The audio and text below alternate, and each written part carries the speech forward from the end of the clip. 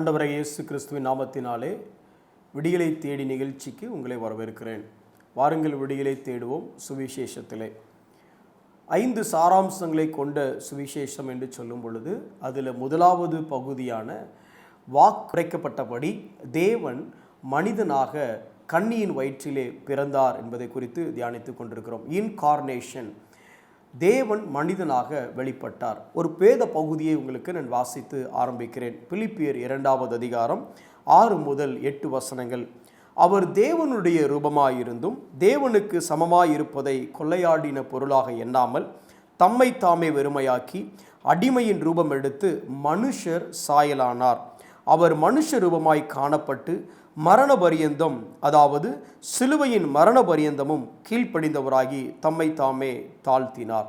தேவன் மனிதனானார். வேதம் சொல்லுகிறது 1 தீமோத்தேயு 3வது அதிகாரம் 16வது வசனம் இப்படி சொல்லுகிறது, தேவன் மாம்சத்தில் வெளிப்பட்டார். ஆவியான தேவன் மாம்சத்தில் வெளிப்பட்டார். மேனிஃபெஸ்டட் இன் ஃப்ளஷ். இன்னும் எபிரேயரில் படிக்கும் பொழுது, எனக்காக ஒரு சரீரத்தை நீர் ஆயத்தம் பண்ணினீர். ஏன் தேவன் மனிதனாக வர வேண்டும்? தேவனாகவே இருந்து இந்த பிரச்சனையை சரி பண்ண முடியாதா? தேவன் ஏன் மாம்சத்தில் வெளிப்பட்டார்? ஏன் மனிதனாக வர வேண்டும்? இதில் இருக்கக்கூடிய முக்கியத்துவம் என்ன? 2 காரியங்களே உங்களுக்கு சொல்ல விரும்புகிறேன். ஒன்று, தேவனாகவே இருந்து இந்த பிரச்சனை தீர்க்க முடியாதா அப்படின்னா இப்படி சொல்லலாம். என்னுடைய உணர்வுகள், மனிதனாக இருக்கக்கூடிய என்னுடைய உணர்வுகள் அவருக்கு எப்படி புரியும்? இன்னும் சொல்ல போனால் எப்படி சொல்லுவோம், அவர் என்னையா, அவர் கடவுள், அவருக்கு எங்கே தெரியும் நான் படுற பாடு? மனிதனாக வந்தால் அவர் சொல்ல முடியும்ல, உன்னுடைய பாடு எனக்கு தெரியும். அல்லது இப்படி சொல்லலாம், இயேசு மாம்சத்தில் வாழ்ந்த காலத்தில் நமக்கு தாகம் எடுத்தது போல அவருக்கும் தாகம் எடுத்தது. நமக்கு களைப்பு உண்டாகிறது போல அவருக்கும் களைப்பு உண்டாயிடுச்சு. நாம் கண்ணீர் விட்டது போல அவரும் கண்ணீர் விட்ட காரியங்களை பார்க்கிறோம். நாம் ஓய்வு எடுக்கிறது போல அவரும் ஓய்வு எடுக்கிறதை பார்க்கிறோம். நமக்கு பசி உண்டானது போல அவருக்கும் பசி உண்டாகிறதை பார்க்கிறோம். அப்போ என்ன, மனிதனாக வரும் பொழுது மனிதனாக இந்த பிரச்சனைகளை அவர் உங்களைப் போல என்னைப் போல இந்த உலகத்திலே வந்து நீங்களும் நானும் சந்திக்கிற அதே பிரச்சனையை எதிர்கொள்ளுகிறதை பார்க்கிறோம். இது முதலாவது காரியம். 2வது, தேவன் மனிதனானார். என்ன பெரிய விஷயம்? C.S. லூயிஸ் அப்படின்னு சொல்லி ஒரு வேத வல்லுனர், ஒரு திங்கர் இப்படி சொல்கிறார். அவர் சொல்லுகிற ஓமையை உங்களுக்கு சொல்லுகிறேன். நீங்கள் குடியிருக்கிற பகுதியில் உங்கள் ஏரியாவில் நிறைய நாய் இருக்குன்னு வச்சுக்கிடுங்க. இந்த நாய்கள் எல்லாம் நைட் ஆனால் பயங்கரமாக குறைச்சி சத்தம் போட்டுக்கிட்டே இருக்குது. இந்த பிரச்சனையை எப்படி தீர்க்கண்டே தெரியல. உங்கள் தூக்கம் கெட்டு போகுது, வேலைக்கு போயிட்டு களைப்பாக வந்தால் இந்த நாய் பிரச்சனைனால தூங்க முடியல. மனுஷன் பிரச்சனைனா போய் சொல்லிடலாம். இப்போ இந்த நாய்கிட்ட எப்படி போய் சொல்கிறது? உங்கள் அப்பார்ட்மெண்ட்டில் அந்த கம்யூனிட்டியில் இருக்கவங்களாம் ஒரு மீட்டிங் போட்டு ஒரு டிஸ்கஷன் பண்ணுறாங்க.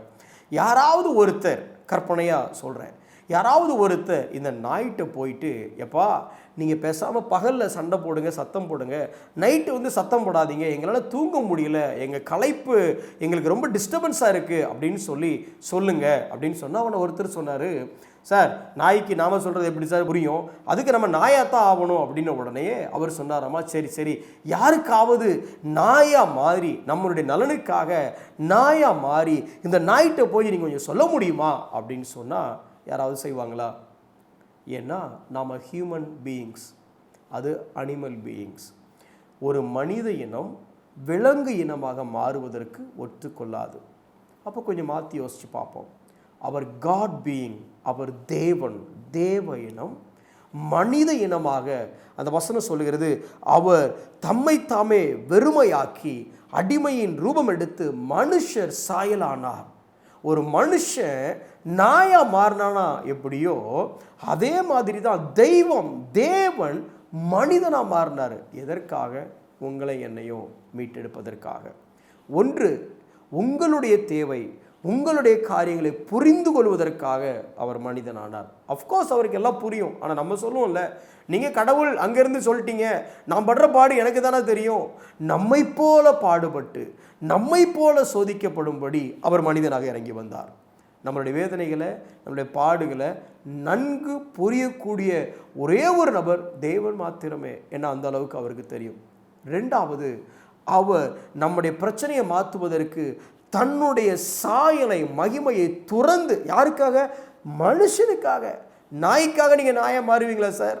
ஆனால் ஒரு மனுஷனுக்காக அவர் தேவன் மனுஷனாக மாறினார். நம்மை புரிந்து கொள்வதற்காக. இதிலிருந்து நம்ம என்ன கற்றுக்கொள்ளலாம்? ஒரு ஓமானத்தை சொல்லி நான் முடிக்கிறேன்.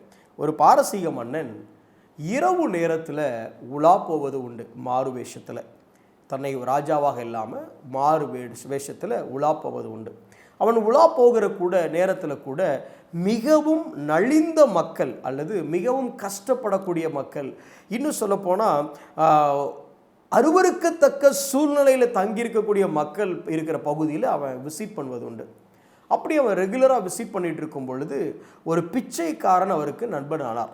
அவர் போகும்பொழுது வரும்பொழுதெல்லாம் அவரோட கூட உட்கார்ந்து பேசி கொண்டிருப்பது வழக்கம். இவருக்கு ராஜா என்று தெரியாமலே இந்த பிச்சைக்காரன் அவரை தன்னோடு தங்க வைத்து தான் பல வீட்டில் இருந்து பிச்சை எடுத்துகிட்டு வந்த சாப்பாடை அவருக்கும் சாப்பிட கொடுத்து நீங்களும் சாப்பிடுங்க அப்படின்னு சொல்லி இந்த பிச்சைக்காரனோடு பிச்சைக்காரனாக தினமும் இரவு முழுக்க வாழ்ந்து கொண்டே இருந்தார். ஒரு நாள் இந்த ராஜா தன்னுடைய ராஜ வஸ்திரத்தோடு அவரை காண வந்தார். உனக்கு என்ன வேண்டும் கேள், நான் தருகிறேன். அப்போதான் அந்த பிச்சைக்காரனுக்கு புரிந்தது, தான் தினமும் உரையாடி கொண்டிருந்தவர், தான் தினமும் உணவருந்தி கொண்டிருந்த ஒரு நபர் ஒரு சாதாரண பிச்சைக்காரன் அல்ல, அவர் இந்த தேசத்தையே ஆளக்கூடிய ஒரு ராஜா என்று தெரிந்த உடனேயே அந்த பிச்சைக்காரனுடைய பதில் இவ்வாறாக இருந்தது. ராஜா, நீங்கள் நான் வந்த இடத்திற்கு நீங்கள் வந்தீர்கள், அரண்மனையிலிருந்து நான் இருந்த இடத்திற்கு நீங்கள் இறங்கி வந்தீர்கள். நீங்கள் அரண்மனை சாப்பாடை விட்டுவிட்டு நான் சாப்பிட்டு கொண்டிருந்த இந்த மலிவான கேவலமான இந்த சாப்பாடை நீங்கள் வந்து என்னோட கூட உட்கார்ந்து இந்த இடத்துல வந்து நீங்கள் சாப்பிட்டீங்க. எனக்கு வேறு எந்த பரிசு பொருளும் வேண்டாம், எனக்கு நீங்கள் என்னோடு கூட இருந்ததே போதும். அல்லது என்னுடைய மிகப்பெரிய கிஃப்ட் யாருன்னா நீங்கள் தான் அந்த கிஃப்ட். அந்த ராஜா கேட்டார், உனக்கு என்ன வேணும் கேள் என்று தருகிறேன் என்று சொல்லி. அதற்கு அவனுடைய பதில், எனக்கு எந்த பொருளும் வேண்டாம், நீங்கள் என்னோடு வந்து இருந்த நீங்களே என்னுடைய மிகப்பெரிய பரிசு என்று சொன்னான். உங்களுக்காக எனக்காக அந்த விண்ணுலக ராஜா நாம் வாழக்கூடிய பாவம் நிறைந்த இந்த அருவருப்பான இந்த உலகத்தில், விழுந்து போன இந்த உலகத்தில் அந்த உன்னதமான பரலோகத்தை விட்டு உங்களுக்காக எனக்காக அவர் இறங்கி வந்தார்.